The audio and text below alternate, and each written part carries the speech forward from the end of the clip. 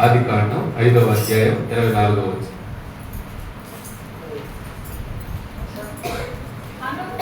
హనోకు దేవునితో నడిచిన తరువాత దేవుడు అతన్ని తీసుకుని పోయిను కనుక అతడు లేకపోయిను. చాలండి. బైబిల్లో మొట్టమొదటి వ్యక్తి మరణించకుండా దేవునితో వెళ్ళినటువంటి వ్యక్తి ఎవరైనా ఉన్నారంటే మొట్టమొదటి వ్యక్తి ఎవరు? రెండో వ్యక్తి ఏలియా. దేవునికి స్తోత్రం, హల్లెలూయా. బైబిల్లో వీళ్ళిద్దరే మరణించకుండా శరీరంతో దేవుని దగ్గరికి వెళ్ళిపోయేవారు. ఒకరు వచ్చి మొట్టమొదటిగా హనోకు, రెండో వ్యక్తి ఎవరంటే ఏలియా. అయితే ఇప్పుడు మన భాగము హనోకు. అయితే హనోకు చనిపోలేదు.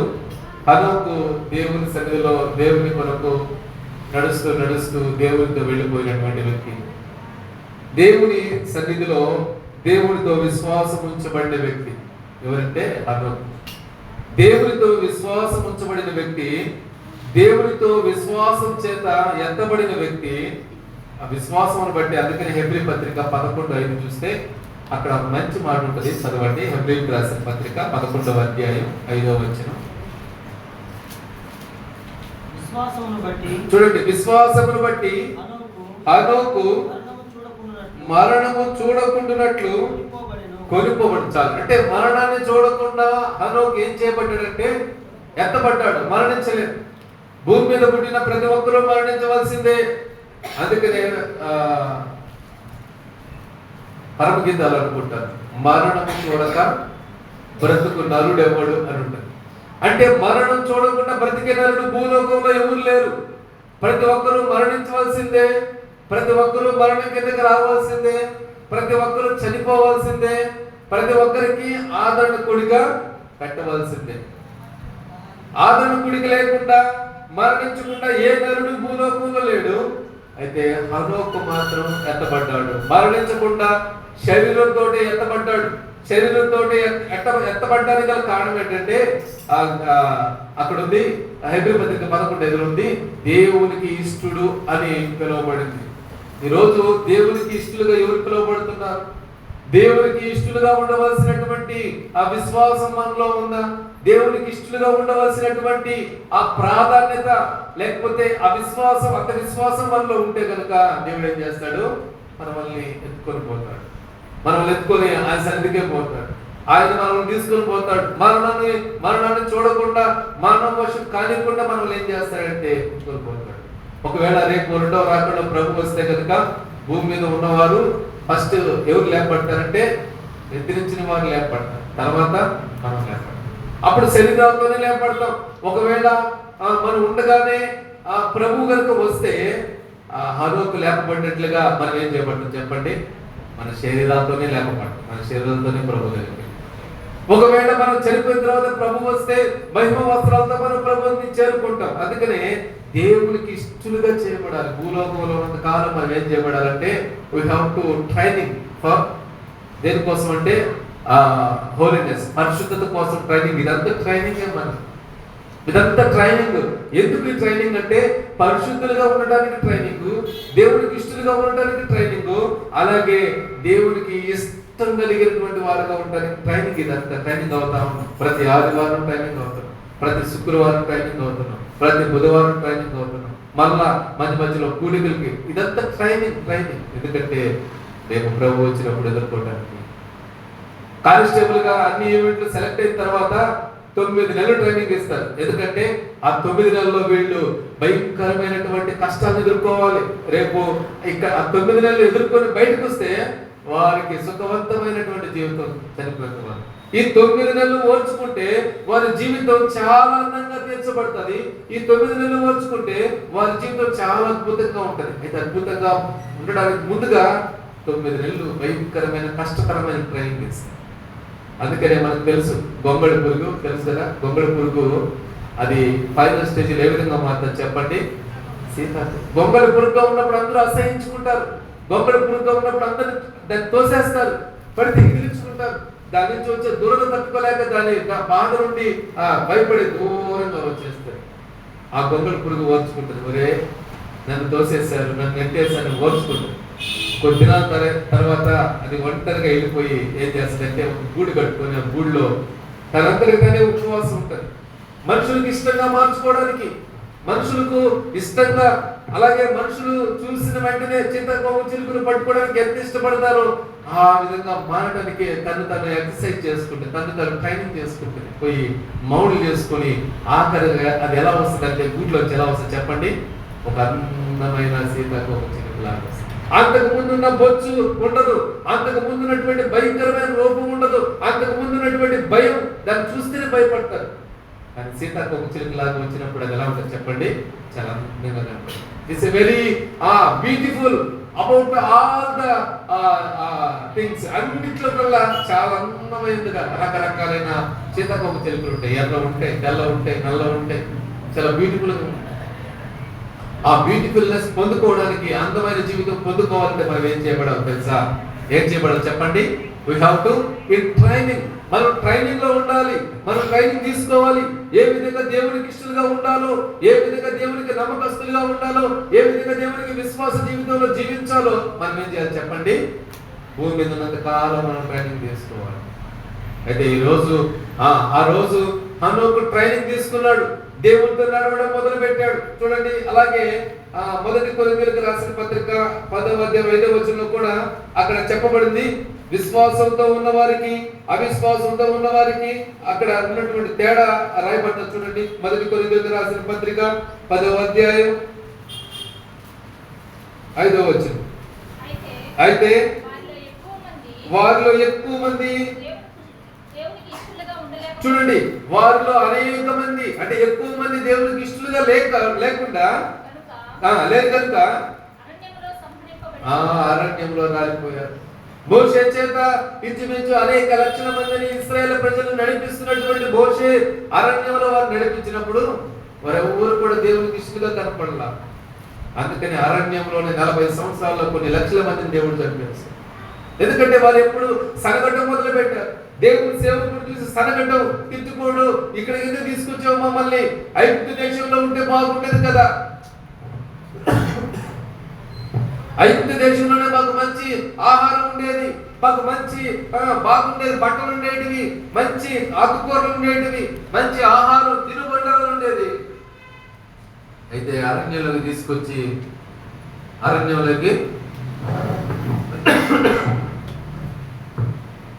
మమ్మల్ని నశింపజేయడానికి, మమ్మల్ని పాడు చేయడానికి అని ఇక్కడ పౌలు భక్తుడు రాస్తున్నాడు. దేవునికి ఇష్టలుగా లేకుండా అనేక మంది ఏమైపోయారు? సంహరించబడ్డారు, నాశనం అయిపోయారు, చనిపోయారు. దేవునికి ఇష్టంగా లేకపోతే మనం ఏమైపోతాం చెప్పండి? 2 రకాలుగా చనిపోతాం. ఒకటి భౌతికంగా చనిపోతాం, రెండవదిగా ఆత్మీయంగా చనిపోతాం. దేవునికి ఇష్టలుగా లేకపోతే 2 విధాలుగా చనిపోతాం. దేవునికి ఇష్టలుగా ఉంటే ఒకే విధంగా చనిపోతాం. ఒకవేళ శరీరంగా చనిపోతాం, కానీ ఆత్మ మాత్రం దేవుని దగ్గరికి ఆత్మీయంగా చనిపోం. చాలా మంది ఆత్మ హత్య చేసుకుంటారు, చనిపోతారు. చనిపోయే వాళ్ళు ఆత్మని ఏం చేసుకుంటారు? శరీరాన్ని హత్య చేస్తే పర్వాలేదు, కానీ ఆత్మ హత్య చేసుకుంటారు. వారి యొక్క నిజంగా వారి మరి ఆత్మ పరలోక రాజ్యానికి వెళ్లకుండా ఎప్పుడైతే హత్య చేస్తామో, చచ్చిపోయిన ఆత్మ ఎక్కడికి వెళ్ళిపోతే నరకంగా. అయితే ఈ రోజు దేవునికి ఇష్టలుగా ఉంచితే మనం అంతా ఏం చేయబడతాం అంటే ఎత్తబడతాం, దేవుని సన్నిధిలో ఎత్తబడతాం. అందుకనే మొదటి కొరింథీయులకు రాసిన పత్రిక 10:5లో చూస్తే వాళ్ళందరూ కూడా అరణ్యంలోనే ఏమైపోయారంట? చనిపోయారు, సంహరించబడ్డారు, నాశనం అయిపోయారు.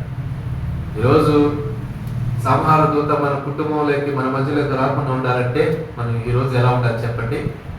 దేవునికి మొట్టమొదటిగా దేవునికి ఇష్టలుగా జీవించడం. దేవునికి ఇష్టలుగా జీవించాలంటే ఆ ఇష్టం ఎక్కడి నుంచి వస్తుంది? బై ద ఫెయిత్, విశ్వాసం ద్వారానే మనకి ఏమొస్తుంది?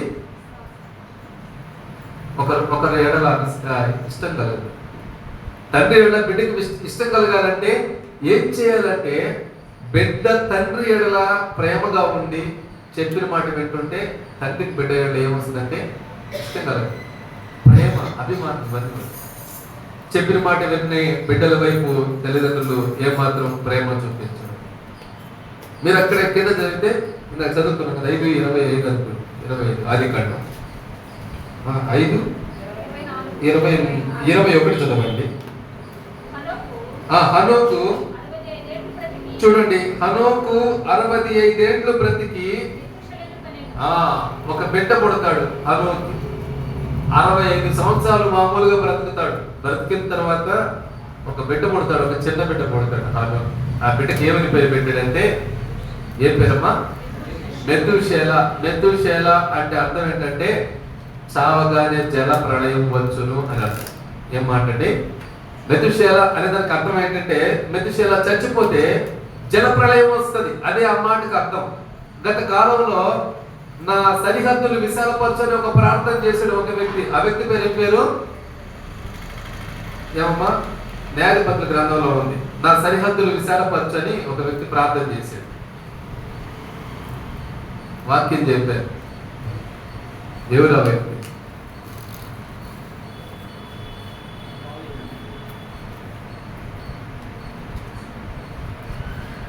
రెండు వారాల క్రితం చెప్పిన వాక్యమే మనకు గుర్తు లేకపోతే ఎట్లా?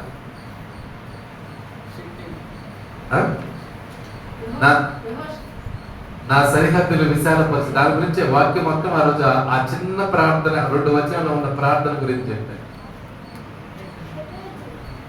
ఎవరు చెప్పింది? పైకి చప్పట్లు పడి, నిజంగా చప్పట్లు పడి, సంగీతంగా చెప్పండి. ఎప్పేజు ప్రార్థన ఆదివారం చెప్పిన వాక్యాన్ని మర్చిపోతే. అందుకనే మీరు నా ఛానల్ సబ్స్క్రైబ్ చేసుకుంటే దాంట్లో యూట్యూబ్లో పెడతాను. ఒకవేళ మర్చిపోయినా మరుసటి ఆదివారం వచ్చినప్పుడు చూసన్నా వస్తే నేను అడగతాను కదా, క్వశ్చన్ చెప్పొచ్చు. కాబట్టి యూట్యూబ్ ఛానల్ సబ్స్క్రైబ్ చేసుకోండి, మీకు వస్తుంది. ఆ వాక్యాన్ని ఖాళీగా ఉన్నప్పుడు మీరు వినండి. నెంబర్ వేసుకోవడం చాలా మంచిది. కాబట్టి ఎప్పేజు ప్రార్థన 2 వచనాల్లో, ఒకే వచనంలో ప్రార్థన 2 వచనాలు అతని గురించి రాయబడింది. నా సరిహద్దులు విశాలపరచు అని ఎప్పేజు చేసిన ప్రార్థన ఏం చేసిందంటే క్రైస్తవ లోకాన్ని ఎప్పేజు వైపు నడిపించింది. తనకున్నటువంటి సమస్తాన్ని ఆ దేవుడు ఆశీర్వదించడానికి గల కారణం ఏంటంటే ఆ చిన్న ప్రార్థన. ఎంత పెద్ద ప్రార్థన చేసేవన్నది కదా కావాల్సింది. ఎలాంటి ప్రార్థన చేసేవన్నది. బుల్లెట్ కూడా ఎంత ఉంటుంది చెప్పండి? ఇంత బొడుగుంటది బుల్లెట్, చెప్పండి. ఇంత బొడుగుంటుందా? ఎంత ఉంటుంది? అది చేయాల్సిన పని ఏం చేస్తుంది? ఖచ్చితంగా చేసేస్తుంది. ఎవరైనా ట్రిగ్గర్ పెట్టి కాల్చేవనుకోండి, అమ్మ నేను కాల్చినందు దానికి ఏ పని అప్పగించామో ఆ పని చేస్తాం. మరి మనం ఏం చేస్తాం? మనం దేవుడు మనకు అప్పగించబడిన పని మనం మధ్యలోనే వదిలేస్తున్నాం, ఒక్కోసారి చేయకుండా మానేస్తున్నాం. అందుకని ఈ రోజు మనం దేవుని పని చేయడానికి ఇష్టంగా పూనుకోవాలి. హనోకు ఒక బిడ్డ పుడితే ఆ బిడ్డకి మెతుషేలానే పేరు పెడతాడు. ఆ చిన్న బిడ్డని చేతిలో తీసుకొని దేవుడు చెప్తాడు, హనోకు నీ బిడ్డకి పేరు పెట్టు. ఏ పేరు పెట్టమంటావు ప్రభు? మెతుషేల. అయ్యా నాకు అర్థమైంది. మెతుషేల చచ్చిపోగానే భూమి మీదకి జలప్రళయం వస్తుంది. ఎందుకు ప్రభు జలప్రళయం అంటే, ఈ పక్క ఉన్నవారు, ఆ పక్క ఉన్నవారు, నీకు ముందు ఉన్నవారు, నీకు వెనక ఉన్నవారు అందరూ కూడా దేంతో ఉన్నారు? పాపంతో ఉన్నారు. పాపం ప్రబలిపోయింది, పాపం విపరీతంగా పెట్టలేకపోయింది. కాబట్టి మనుషుల్లో పరిశుద్ధత లేదు, మనుషుల్లో పాపం వచ్చేసింది. కాబట్టి పాపంతో ఉన్న వారందరినీ నేనేం చేస్తాను అంటే నాశనం చేస్తాను. నీ కాలంలో నాశనం చేయను. నిన్ను బట్టి నీ కుమారుడి కాలంలో బట్టి నాశనం చేయను. నీ కుమారుడు చనిపోయిన తర్వాత, మెతుషేల చనిపోయిన తర్వాత భూలోకాన్నంతటిని నాశనం చేస్తాడు. మెతుషేల చనిపోతాడు. దేవుడు నోవాహు చెప్తాడు. అప్పుడే నోవాహు ఆ రోజుల్లో ఎలా అంటే 900 ఏళ్ళు 800 ఏళ్ళు వాళ్ళు ఉండగానే మునిమానవుడు పుట్టేస్తుంటాడు. అంటే ఒక్కొక్కరు 5-6 తరాలు చూసేవారు అనమాట. 5-6 తరాలు, 7-8 తరాలు చూసేవారు. ఇప్పుడంటే 2 తరాలే. 3వ తరానికి ఏమైపోతున్నారు? పుట్టుకోమంటున్నారు. 3వ తరానికే పుట్టుకోమంటున్నారు. కానీ అక్కడ 5 తరాలు కానించి 7, 8, 9 తరాల వరకు కూడా ఉండేది. మెతుషేల పుట్టినప్పుడు, మెతుషేల పుట్టుంటే వెంటనే అందరూ మెతుషేల యొక్క కుమారుడు ఏరేదు కుమారుడు, ఇట్లా అందరూ తెరాహు, అబ్రహాము వీళ్ళందరూ పుట్టుండేవారు. పుట్టించిన బిడ్డలుగా ఉంటారు. అంటే ఇంచుమించు 7-8 తరాలు, 9-10 తరాలు వారు చూసినవారు. అందుకనే దేవుడు హనోకుతో చెప్పాడు, నీ బిడ్డకి ఈ పేరు పెట్టు. కాబట్టి ఆ పేరు పెట్టాడు. వెంటనే పేరు పెట్టిన తర్వాత హనోకు ఎన్ని సంవత్సరాలు బ్రతికాడంటే, ఇప్పుడు చదవండి 5వ అధ్యాయం. ఎన్ని సంవత్సరాలు బ్రతికాడు? 6వ అధ్యాయం 5వ అధ్యాయం. హనోకు మెతుషేలుడు కలిగిన తర్వాత 324 వచ్చింది చదువు. దేవుడితో నడిచిన తర్వాత అతని సంవత్సరాలు ఏంటంటే 23 వచ్చింది చదవమ్మా. హనోకు దినములన్నీ 360 ఏళ్ళు. అంటే అది చిన్న వయసులో చనిపోయినటువంటి వ్యక్తి ఎవరంటే ఏది పాస్టర్ గారు? 365 ఏళ్ళు చిన్న వయసు అంటే అప్పటి చిన్న వయసు. 900తో పోలిస్తే 360 ఎంత చెప్పండి? 65 ఎంత? తక్కువ. అంటే 60 సంవత్సరాలతో పోలిస్తే దాంట్లో 20 సంవత్సరాల వయసు బతికినట్టే లెక్క. ఆదాము 960 ఏళ్ళు బతికితే మెత్షెల ఎన్ని ఏళ్ళు బతికాడు? 969 ఏళ్ళు బతికాడు. అంటే మీరు అక్కడ చదవండి, అక్కడ కింద వచ్చిన కనబడుతుంది. 937 వచ్చింది, 27 వచ్చింది. మెత్షెల దినములన్నీ 969 సంవత్సరాలు. అంటే 31 సంవత్సరం తక్కువ, 1000 సంవత్సరాలు. 1000 ఏళ్ల పరిపాలనలో జీవించినట్టుగా జీవించారు. ఎంత లాంగ్ లైఫ్ చూడండి. నా 31 సంవత్సరం తక్కువ, అంతే 1000 సంవత్సరాలు బతికారు. కానీ ఇప్పుడు మనం ఎన్ని సంవత్సరాలు బతికితే ఘనంగా ఉంది? 60 ఏళ్ళు, మహా అయితే 70 ఏళ్ళు. 70 ఏళ్ళకి వచ్చేసరికి మంచి వనగత అసలు లేని పరిస్థితుల్లో కూడా ఉన్నటువంటి పరిస్థితి. కాబట్టి మనము దేవుని యొక్క ప్రయాణంలో, దేవుని యొక్క జీవితంలో మన జీవితాన్ని కొనసాగించాలంటే మొట్టమొదటిగా మనం ఎలా ఉండాలంటే మొదటిగా దేవునికి ఇష్టడుగా జీవించాలి. దేవునికి ఇష్టడుగా జీవించాలి. ఇక్కడ ఏ విధంగా ఇష్టడుగా జీవించిన విషయం లాస్ట్ యోధా పత్రిక ఉంటుంది, 14వ వచనం చదవండి. దాని తర్వాత మనం ముందుకు వెళ్ళిపోదాం. యోధా పత్రిక 14వ వచనం, ఒకే ఒక అధ్యాయం ఉంటుంది, దాంట్లో 14వ వచనం.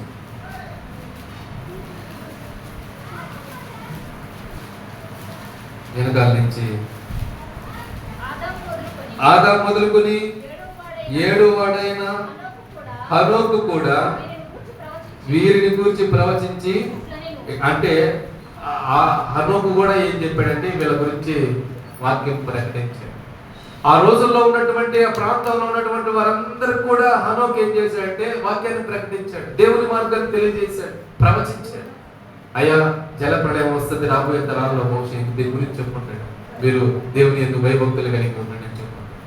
అది ఎవరు కూడా హనోకు మాట వినలేదు, మెతుషెల మాట వినలేదు, వాళ్ళ తరం నుంచి వచ్చేటువంటి నోవహు మాట వినలేదు. అందుకనే మెతుషెల చనిపోయిన తర్వాత దేవుడు నోవహుతో చెప్పాడు, నువ్వు ఓడ కడిచి, ఎందుకంటే నువ్వు నీ కుటుంబం కాపాడు. ఈరోజు దేవుడు మనతో చెప్తున్నటువంటి మాట ఏంటంటే దేవునికి ఇష్టడుగా నువ్వు మారితే నీవు నీ కుటుంబం ఏం చేయబడుతుంది? రక్షణ ఓడ పరలోక రాజ్యానికి చేర్చబడుతుంది. దేవునికి ఇష్టడుగా ఉంటే, దేవునికి ఇష్టడుగా ఉంటే. ఒకసారి యేసయ్య ఓడలో ప్రయాణం చేస్తున్నాడు. ఓడలో ప్రయాణం చేస్తుంటే మీరు మత్తయి సువార్త 8:26 వచనంలో ఓడలో ప్రయాణం చేస్తా ఉంటే ఆయన యేసయ్య ఓడ అమరమున కింద భాగంలో తలపెట్టి పడుకొని నిద్రపోతున్నాడు. శిష్యులు ఏమంటే ఓడలో ఉంటే వీళ్ళందరూ అప్పుడు గాలి, సముద్రం, గాలి, వాన, తుఫాన్లు కొట్టినప్పుడు వెంటనే వీళ్ళందరూ యేసయ్యతో అన్న మాట ఏంటంటే బోధకుడా మేము నశించిపోతున్నాం.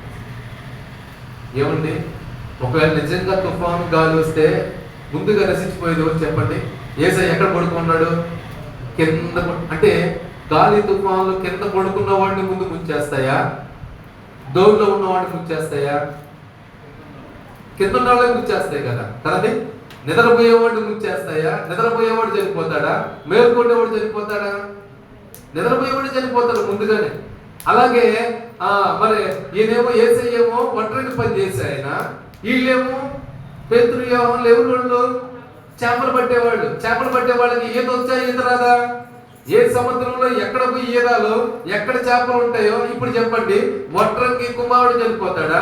జాలర్లో చనిపోతారా? చెప్పాలి. ఎవరు చనిపోతారు? ముందు కింద ఉండేవాడు చనిపోతాడా? పైన వాడు చనిపోతాడా? కింద ఉండేవాడు చనిపోతాడు. నిద్రపోయేవాడు చనిపోతాడా? మేలుకుండేవాడు చనిపోతారా? నిద్రపోయేవాడు చనిపోతాడు. ఎందుకంటే ఆపద వచ్చినప్పుడు నిద్రపోయేటప్పుడు ఎట్లా తప్పించుకోవాలి తెలియదు. అలాగే సముద్రం ఏ తుఫాన్ వచ్చినప్పుడు ఒంటరికి, అంటే తలుపులు ఒంటరికి పని చేసుకునే బతుకుతాడా? జాలర్లు బతుకుతారా? ఒకవేళ చచ్చిపోవాలని బాధ ఎవరికి ఉండాలి చెప్పండి? మేము చచ్చిపోతామని బాధ ఎవరికి ఉండాలి? భయం ఎవరికి ఉండాలి? ఎవరికి ఉండాలి చెప్పండి? యేసయ్యకు ఉండాలి. కానీ యేసయ్య నిమ్మళంగా నిద్రపోతున్నాడు. అక్కడ పడుకున్న ఏ గొచ్చు, జాలర్లు, ఏ తుఫానికి ఎలా తప్పించుకోవాలో తెలుసు, ఎట్లా పోతే గట్టు ఉంటుందో వీళ్ళకి తెలుసు, గబక్కర అల్లలో మునిగిపోతే, ఓడ మునిగిపోతే ఎక్కడ పోతే మనకు సేఫ్టీ ఇలా తెలుసు. వీళ్ళు ఏమంటున్నారు తెలుసా? మేము నశించిపోతున్నాము, మమ్మల్ని కాపాడు. వెంటనే ఏం చేశాడంటే గాలిని, సముద్రాన్ని అణచివేసి, మీ విశ్వాసం ఎక్కడ? విశ్వాసం ఎక్కడుంది మీకు అంటే ఆ శిష్యుల విశ్వాసంలో ఏముంది చెప్పండి? ఆ శిష్యుల విశ్వాసంలో ఏముంది? ఒకటి భయం ఉంది. భయం ఉంది. ఈరోజు భయం కలిగిన విశ్వాసాన్ని దేవుడు స్వీకరించాడు.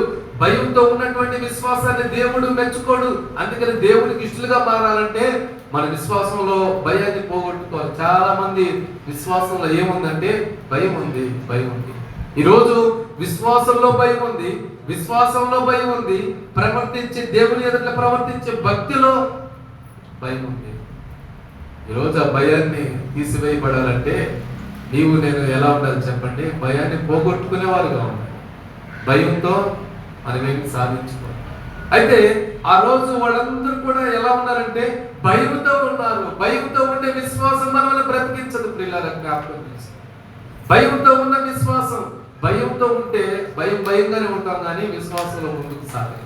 మరొకసారి యేసు ప్రభు అయ్యాన్ని ప్రార్థన చేసుకోవాలి, మీరు వెళ్ళండి అని వారి డోర్లో పంపేసి నేనేమో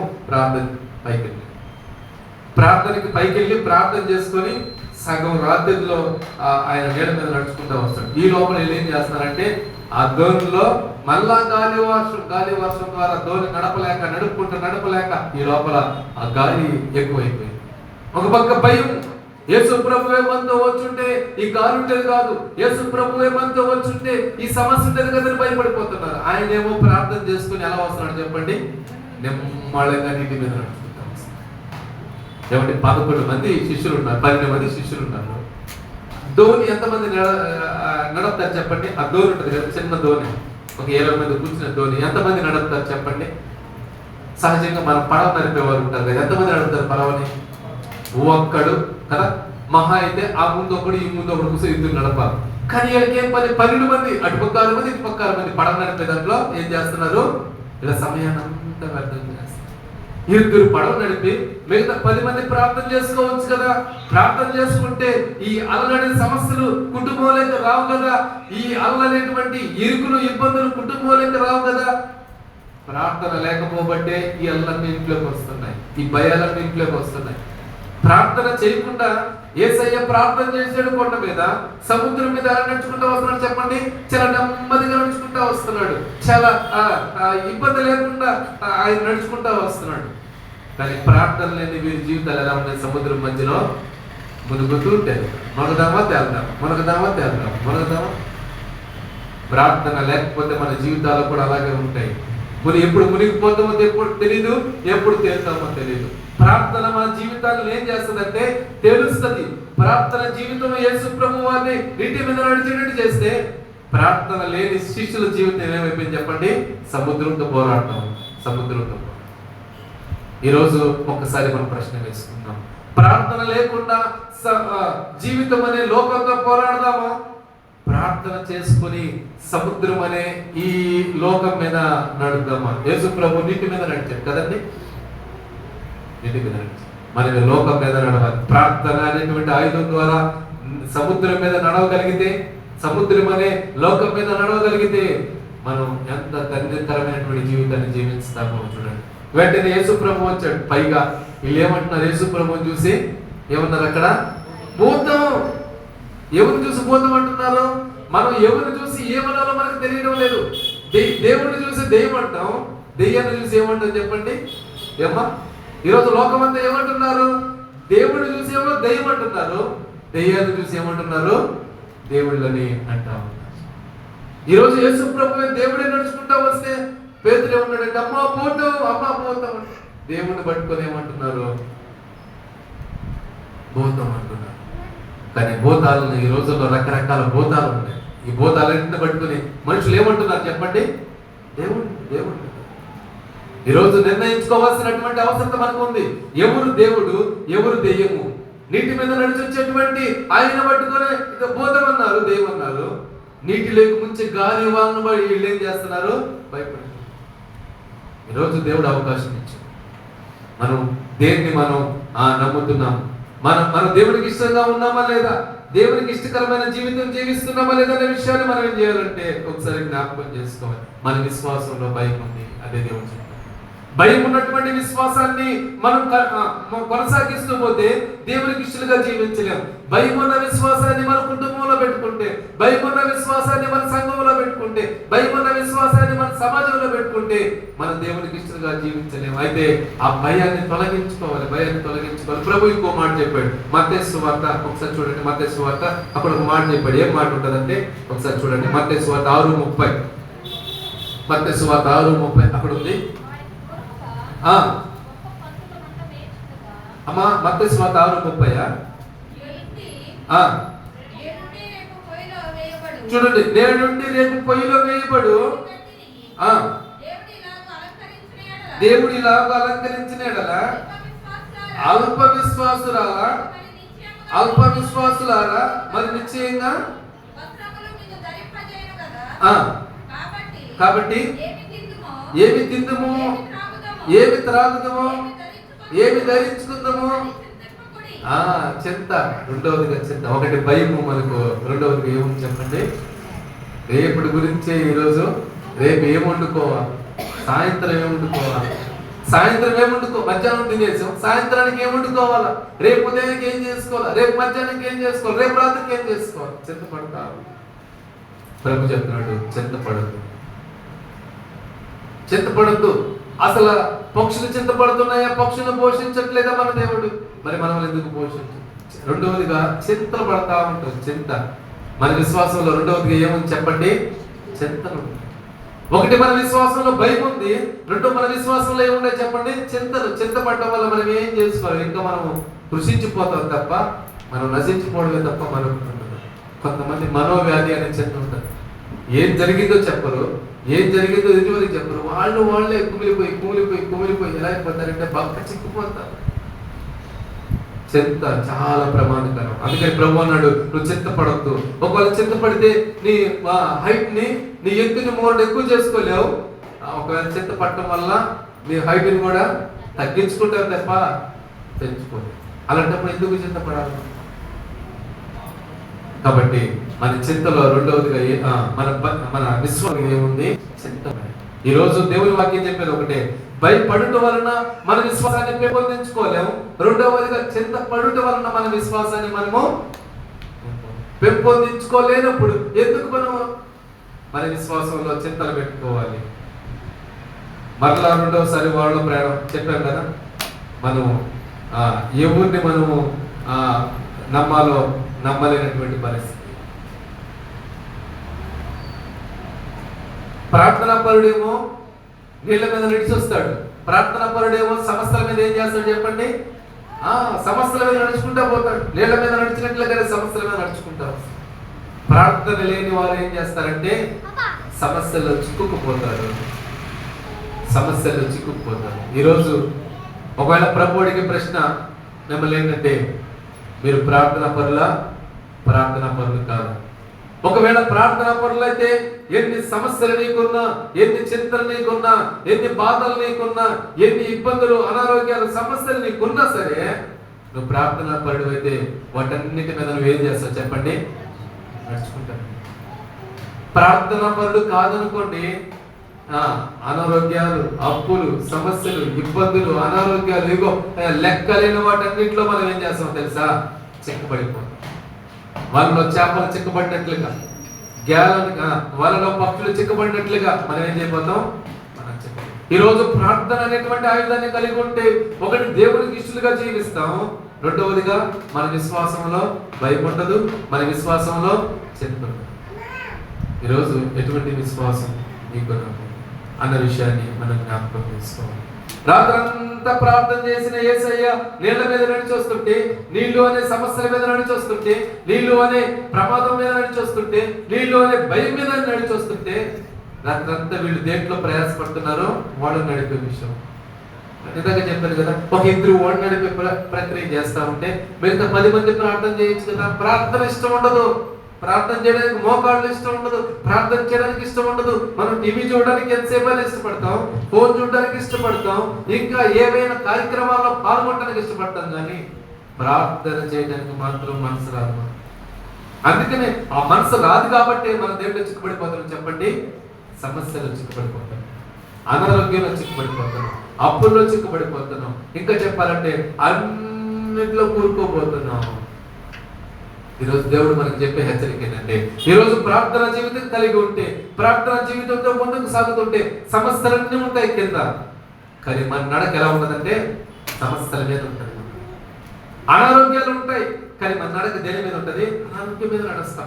అప్పుల్లో నడుచుకుంటూ వెళ్ళిపోతాం, అప్పుల్లో కూరుకుపోం. అప్పుల్లో ఏం చేస్తాం మనం? ప్రార్థన లేకపోతే అప్పులన్నీ లాగేస్తా ఉంటాయి, అనారోగ్యం లాగేస్తా ఉంటాయి, చింతలు లాగేస్తుంది, భయం లాగేస్తుంది, ఇరుకులు ఇబ్బందులు అన్ని లాగేసి మనం దాంట్లో ముంచేయడానికి ప్రయత్నం చేస్తాం. వెంటనే నీళ్ళ మీద నడిచిన యేసయ్యని వాళ్ళందరూ చూశారు. పోతాను ఉన్నారా? సరే మొత్తానికి అయ్యా పోతాను కాదు, నేనే, ధైర్యం తెచ్చుకోండి అన్నాడు. ధైర్యం తెచ్చుకున్న తర్వాత ఒక ఆయన అన్నాడు, అయ్యా నీతో పాటు నేను కూడా ఏం చేస్తాను, ఇంట్లో నడుస్తానన్నప్పుడు ప్రభు ఏమన్నాడు? ఏయ్ బలహీనుడు, మనిషి, నువ్వు నడవలేవు, ఉరుకో అన్నాడా? ఏమన్నాడు చెప్పండి? రా అమ్మా. వెంటనే నీళ్ళున్నాయి, చిన్నగా డోర్ దిగి ఒక కాలు పెట్టాడు, రెండో కాలు పెట్టి నిలబడ్డాడు. అన్నారు మన పేదలు నీళ్ళ మీద నడిచాడు, కొట్టండి చప్పట్లు అన్నాడు. ఏమండి? కొట్టండి చప్పట్లు అన్నారు. 11 మంది చప్పట్లు కొట్టడం ప్రారంభించారు. 11 మంది చప్పట్లు కొట్టి ఏం చేశారు? అప్రిషియేట్ చేశారు పేతురుని. వెంటనే 2 అడుగులు వేసిన తర్వాత నీళ్ళ మీద నడిచిన ఆ పేతురుని వెనక్కి చూశారు. రే పేతురుని నీళ్ళ మీద నడిచాడు, ఇట్లా ఎరుపు కలుసుకొని చూస్తారు, దేవునికి స్తోత్రం చెప్పండి అన్నాడు. ఏమంటే వాళ్ళంతా దేవునికి స్తోత్రం. ఎవరు వాళ్ళంతా? 11 మంది. వెంటనే వీళ్ళు పేతురు అన్నాడు, ఒరే నేను నీళ్ళ మీద నడుస్తుంటే నాకు చప్పట్లు కొట్టాడు, అప్రిషియేట్ చేశారు, నీళ్ళ మీద నడుస్తుంటే దేవునికి స్తోత్రం చేశారు, అసలు నేను నడిచేది నీళ్ళ మీదేనా లేకపోతే నేల మీద అంటూ ఉండొచ్చు. దేని మీద? నీళ్ళ మీద నడుస్తున్నానా లేకపోతే నేల మీద నడుస్తున్నాడు? ఎప్పుడైతే చూడటం ప్రారంభించాడు ఏమైపోయాడు చెప్పండి? మునిగిపోయాడు. సమస్యలు చూడకూడదు, అనారోగ్యాన్ని చూడకూడదు. నిజమైన ప్రార్థన పరుడైతే దేని మీద చూడాలి? మన దృష్టి అంతా దేని మీద ఉండాలి చెప్పండి?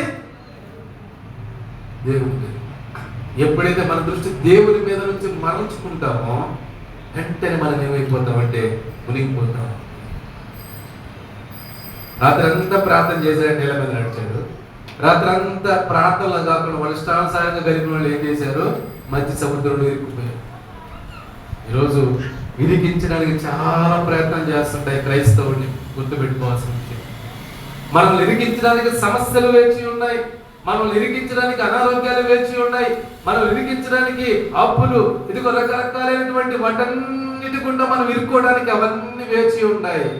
అయితే వాటన్నిటి నుంచి తప్పించుకోవాలంటే మనం ఏం చేయాలి తెలుసా?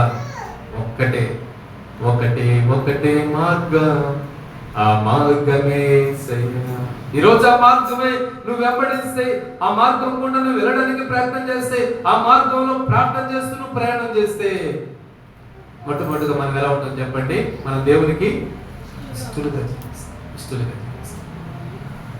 ఈరోజు మనం ఎలా ఉంటాం?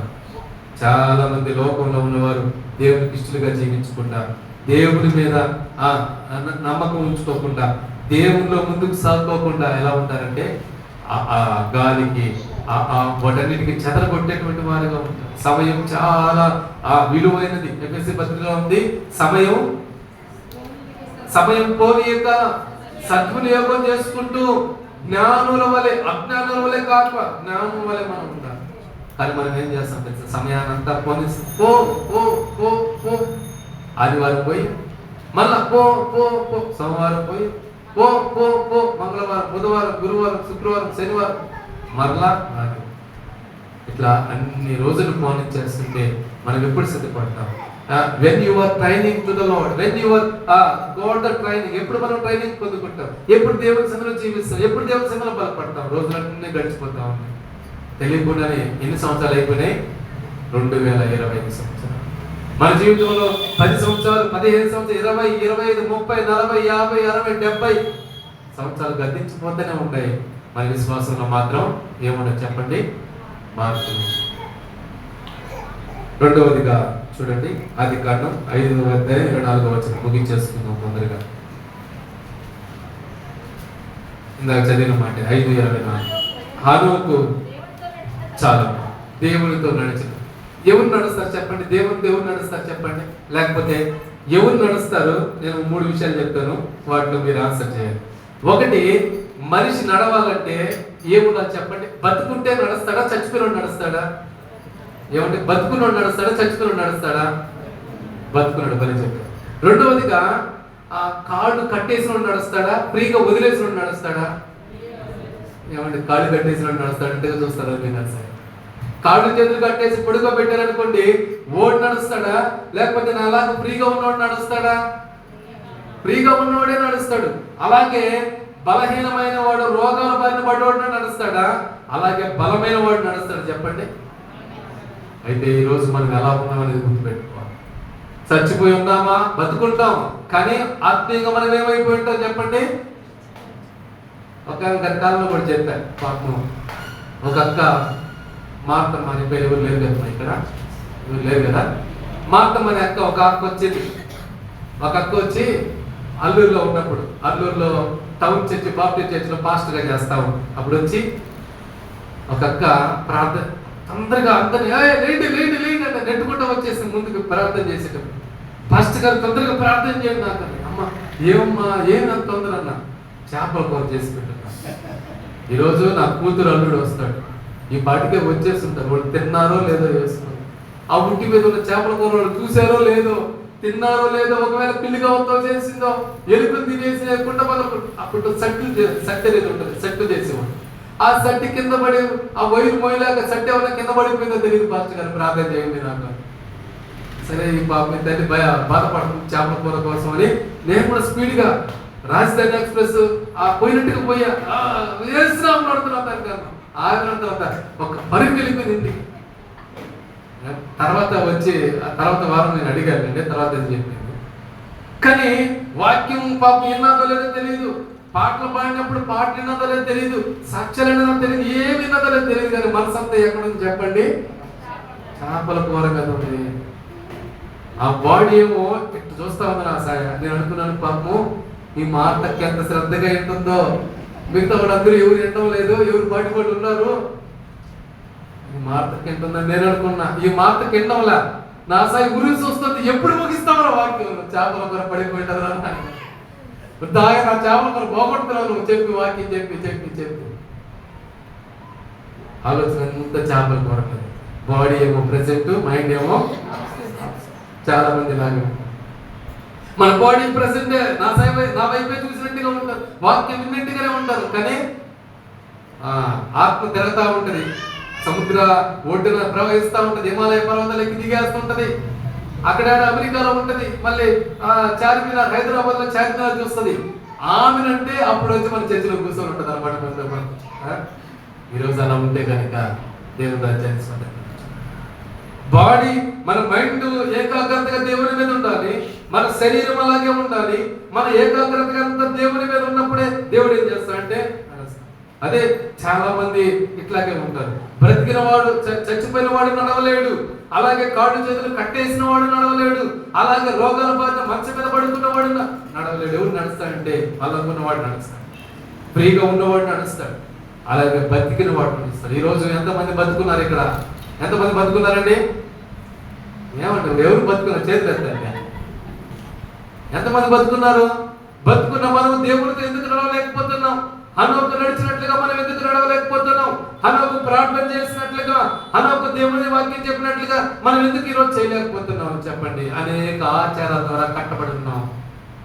2వ కీర్తన 1వ వచనం ఉంది, అన్ని జనులు ఎలా అల్లరి రేపుచున్నారు. చూడండి సరే, ఆ మాట చెప్తాం. 1వ వచనాలు 2వ కీర్తన, అన్ని జనులు ఎలా అల్లరి రేపుచున్నారు, జనములు ఎలా వ్యర్థమైన దాన్ని తరచుచున్నవి, మనము ఈ రోజు కట్లు తెచ్చుకోవాలి. మనం ఈ రోజు కట్ల చేత బంధించబడి ఉంటే కట్లు తెచ్చుకోవాలి.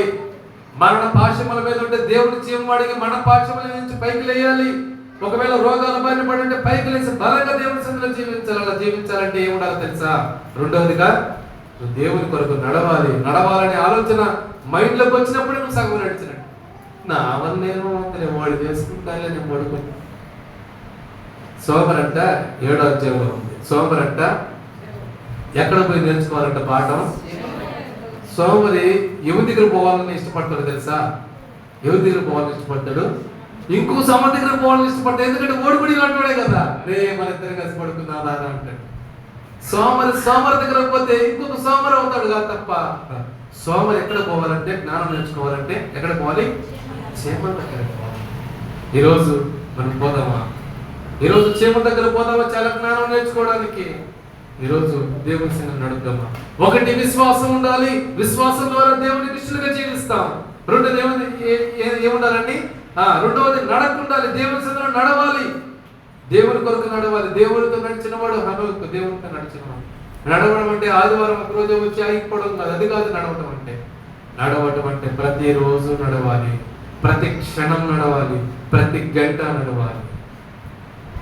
అలా నడిచినప్పుడే దేవుడు ఏం చేస్తాడు తెలుసా? నీ విశ్వాసంలో ఉన్న భయాన్ని పోగొడతాడు. నీ విశ్వాసంలో ఉన్న చింతను పోగొడతాడు. నీ విశ్వాసంలో ఉన్న మూడవగా దిగులు పోగొడతాడు. అలా పోగొట్టబడాలంటే ఏం చేయాలి చెప్పండి? ఏం చేయాలి? మంచి విశ్వాసం కలిగిన వారిగా ఉంటాం. ఈరోజు మనం చాలా మంది పాటలు పాడుతూ ఉంటాం. ఏం పాట పాడతాం?